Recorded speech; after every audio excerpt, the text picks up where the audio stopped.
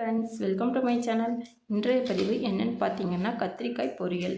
கத்திரிக்காய் பொரியல் நிறைய பேத்துக்கு பிடிக்காது. அப்படி பிடிக்காதவங்களுக்கு நான் சொல்கிற மாதிரி நீங்கள் செஞ்சு கொடுத்தீங்கன்னா அவங்க இன்னும் வேணும்னு விரும்பி சாப்பிடுவாங்க. பொரியலுக்கு தேவையான பொருட்கள் என்னென்னு பார்க்கலாம். கத்திரிக்காய் 400 கிராம் எடுத்து வச்சுருக்கேன். சின்ன வெங்காயம் ஒரு 100 கிராம் கட் பண்ணி எடுத்து வச்சுக்கோங்க. ஒரு பெரிய சைஸ் தக்காளி, ஒரு 7 பல்லு பூண்டு எடுத்துக்கோங்க. கத்திரிக்காயை கட் பண்ணி நம்ம வாட்டரில் சேர்க்கும்போது அது என்ன ஆகும்னா பிளாக் கலரில் தெரியும். அப்படி இல்லாமல் இருக்கிறதுக்கு நீங்கள் அரிசி களைஞ்ச தண்ணியிலையோ அல்லது மஞ்சள் தூளும் உப்பும் கலந்த தண்ணியிலையோ போட்டிங்கன்னா அந்த மாதிரி ஆகாது.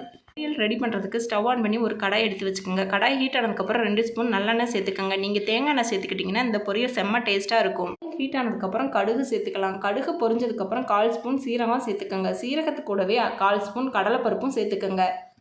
பருப்பு சேர்த்ததுமே 2 பச்சை மிளகாய் சேர்த்துக்கோங்க. நம்ம எடுத்து வச்சிருக்கிற வெங்காயம் வெள்ளைப்பூடும் சேர்த்துக்கலாம். சேர்த்ததுக்கப்புறம் நல்ல கண்ணாடி பதத்துக்கு வதங்கணும். வெங்காயம் பாதி அளவு வதங்கினதுக்கப்புறம் நம்ம கருவேப்பிலையும் சேர்த்துக்கலாம்.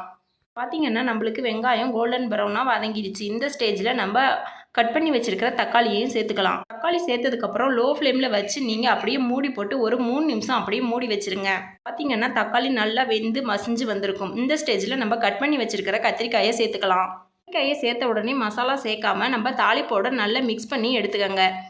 மிக்ஸ் பண்ணதுக்கப்புறம் காரத்துக்கு தேவையான அளவு நீங்கள் சாம்பார் தூள் சேர்த்துக்கோங்க. சாம்பார் தூள் சேர்க்கும் போதே நீங்கள் உப்பும் சேர்த்துக்கோங்க. நான் வீடியோ எடுக்க மறந்துட்டேன். நல்லா மசாலாவோட மிக்ஸ் பண்ணி ஒரு 3 நிமிஷம் லோ ஃப்ளேம்லேயே வச்சு வேக வச்சுக்கோங்க.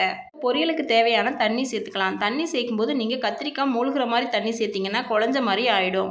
1/4 அளவு தண்ணி சேர்த்துட்டு கத்திரிக்காயை நல்லா ஃபுல் ஃப்ளேமில் வச்சு 3 நிமிஷம் கொதிக்க வைங்க. நல்லா கொதிச்சதுக்கப்புறம் நம்ம தேங்காய் துருவல் சேர்த்துக்கலாம். தேங்காய் துருவல் சேர்த்ததுக்கப்புறம் ஸ்டவ்வை லோ ஃப்ளேமில் வச்சு நீங்கள் கத்திரிக்காயை வேக வச்சு எடுங்க. அப்போ தான் ருசி டேஸ்ட்டாக இருக்கும். இந்த கத்திரிக்காய் பொரியலை தயிர் சாதம், தக்காளி சாதம், லெமன் சாதம், சாம்பார் சாதம் இதுக்கெல்லாம் சைடிஷாக வச்சு சாப்பிட்டிங்கன்னா செம்ம டேஸ்ட்டாக இருக்கும். பார்த்திங்கன்னா கத்திரிக்காய் 3/4 அளவுக்கு வெந்துடுச்சு. இப்படி வெந்ததுக்கப்புறம் நம்மளுக்கு தேவையான அளவு கொத்தமல்லி சேர்த்துக்கலாம். கொத்தமல்லி சேர்த்ததுக்கப்புறம் நீங்கள் எந்த கன்சிஸ்டன்சியில் வேணுமோ அந்த மாதிரி ட்ரையாக வேணும்னா இன்னும் 5 நிமிஷம் வச்சு நல்லா கொதிக்க வச்சு எடுத்துக்கோங்க. இப்போ பார்த்தீங்கன்னா சுவையான கத்திரிக்காய் பொரியல் ரெடி. பிடிக்காதவங்க கூட வேணும்னு வாங்கி சாப்பிடுவாங்க. ஓகே ஃப்ரெண்ட்ஸ், நான் சொல்கிற முறையில் கத்திரிக்காய் பொரியல் செஞ்சு பார்த்துட்டு நல்லா இருந்ததுன்னா நம்மளோட சேனலுக்கு கமெண்ட் பண்ணுங்கள். ஓகே ஃப்ரெண்ட்ஸ், தேங்க்ஸ் ஃபார் வாட்சிங். இன்னொரு வீடியோவில் பார்க்கலாம்.